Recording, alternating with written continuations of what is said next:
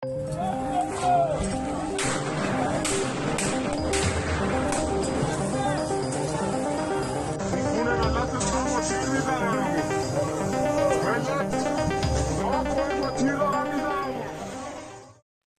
Iran kini berada pada titik keputusasaan yang belum pernah terjadi sebelumnya. Mereka tidak lagi hanya menangkap para pengunjuk rasa, tetapi juga mulai menyita aset warganya sendiri dalam skala besar demi menjaga negara tetap berjalan. Langkah ini diambil karena sistem perbankan Iran runtuh satu persatu, sementara para elit kekuasaan mulai meninggalkan negara yang sedang tenggelam. Di satu sisi, rezim menyerukan rakyat untuk bertahan menghadapi kesulitan ekonomi. Namun di sisi lain, para elit justru diam-diam memindahkan miliaran dolar ke luar negeri, mencari perlindungan di negara-negara yang aman. Inilah alasan mengapa, setelah berminggu-minggu gejolak dan revolusi, rezim Iran kini terlihat bersedia mempertimbangkan konsesi kepada Amerika Serikat demi keringanan sanksi. Salah satu contoh paling jelas terjadi baru-baru ini, ketika rezim menyita seluruh aset seorang miliarder Iran dengan tuduhan mendukung perusuh. Yang dimaksud dengan dukungan tersebut ternyata hanya penutupan seluruh jaringan kafe miliknya di berbagai kota. Tindakan itu dianggap cukup untuk membekukan seluruh hartanya, yang kemudian digunakan untuk menutup kerugian ekonomi negara. Langkah ini menunjukkan motif sebenarnya. Meskipun rezim mungkin berhasil meredam protes untuk sementara, masalah utama mereka belum terselesaikan. Krisis ekonomi yang memicu gelombang demonstrasi masih berlangsung. Inilah sebabnya pemadaman internet nasional di Iran terus diberlakukan dan telah berlangsung lebih dari seminggu, dengan kemungkinan berlanjut hingga Tahun Baru Iran pada akhir Maret. Ada dua kemungkinan alasan di balik pemadaman ini. Pertama, rezim memang tidak mampu memperbaiki kondisi ekonomi dan takut protes akan kembali pecah jika kontrol informasi dilepaskan. Kedua, aparat keamanan diduga tengah melakukan pemburuan besar-besaran terhadap siapapun yang terlibat dalam aksi protes. Proses ini membutuhkan waktu, dan rezim tidak ingin dunia internasional menyaksikannya. Namun, krisis ini tidak hanya menargetkan rakyat biasa. Rezim Iran sendiri kini kehabisan uang, dan orang-orang terdekat mereka menyadari hal itu. Karena itulah, para elit bergegas memindahkan aset dan melarikan diri dari negara tersebut. Hal ini bukan sekedar spekulasi. Departemen Keuangan Amerika Serikat yang memantau arus keuangan internasional Iran menyatakan bahwa miliaran dolar tengah mengalir keluar dari negara itu menuju bank-bank dan lembaga keuangan di berbagai belahan dunia.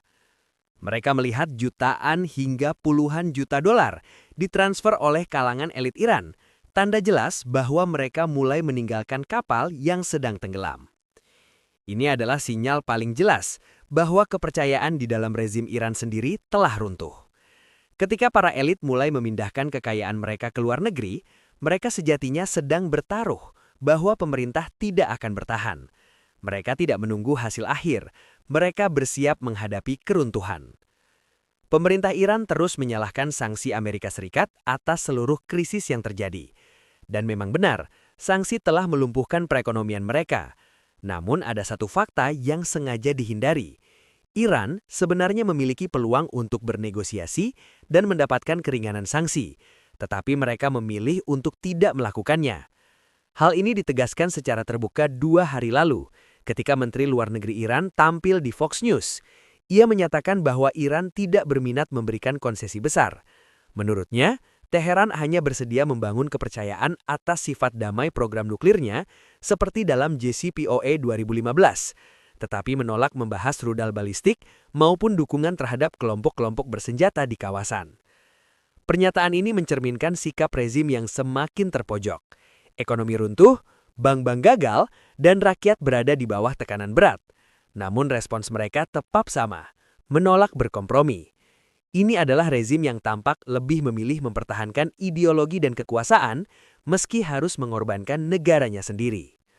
Sebagai respons, Amerika Serikat menjatuhkan sanksi tambahan yang menargetkan individu-individu yang terlibat langsung dalam pembunuhan demonstran Iran. Presiden Trump menegaskan bahwa AS berdiri bersama rakyat Iran dan memerintahkan Departemen Keuangan untuk memperluas daftar sanksi terhadap anggota rezim. Iran kini sudah menjadi salah satu negara dengan sanksi terbanyak di dunia. Namun tekanan tidak berhenti di sana. Presiden Trump juga mengumumkan tarif 25% terhadap negara manapun yang tetap berbisnis dengan Iran. Kebijakan ini menjadi sangat krusial karena satu negara memegang peran dominan dalam ekonomi Iran, yaitu China. China mengimpor sekitar 20 miliar dolar barang dari Iran setiap tahun, sebagian besar berupa minyak. Sebagai perbandingan, mitra dagang terbesar kedua, Turki, hanya bernilai sekitar 1,5 miliar dolar. Ini berarti China bukan sekedar mitra utama, melainkan penopang utama ekonomi Iran. Jika tekanan AS berhasil memaksa China mengurangi atau menghentikan perdagangan ini, dampaknya akan sangat menghancurkan rezim.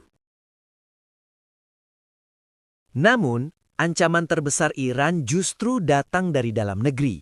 Krisis perbankan yang sedang berlangsung hampir tidak mendapat sorotan, padahal risikonya sangat besar. Krisis ini bermula akhir tahun lalu dengan runtuhnya Bank Ayandeh, sebuah bank yang dikelola oleh kroni-kroni rezim. Setelah runtuh, ditemukan hampir 5 miliar dolar kredit macet, angka yang sangat besar bagi perekonomian Iran. Bank sentral terpaksa turun tangan dan mencetak uang dalam jumlah besar untuk menyelamatkan simpanan. Secara teknis, bank tersebut diselamatkan, tetapi dampaknya fatal. Inflasi melonjak dan nilai mata uang semakin terpuruk. Masalah tidak diselesaikan, hanya ditunda. Kini, setidaknya 5 bank lain berada di jalur yang sama. Jika salah satu dari mereka runtuh, bank sentral kemungkinan tidak lagi mampu melakukan penyelamatan. Itu berarti simpanan rakyat terancam hilang, kepercayaan terhadap sistem perbankan runtuh, dan tanpa sistem keuangan yang berfungsi, ekonomi modern tidak dapat bertahan. Inilah spiral kehancuran ekonomi, yaitu bank gagal, mata uang runtuh, inflasi melonjak, dan elit melarikan uang ke luar negeri. Dan tidak ada jalan keluar yang mudah. Karena tekanan inilah, di balik retorika keras, mulai muncul tanda-tanda bahwa rezim Iran mungkin akhirnya bersedia bernegosiasi. Jika itu terjadi, ini akan menjadi pergeseran besar. Namun Iran dikenal mahir menggunakan negosiasi sebagai taktik untuk membeli waktu.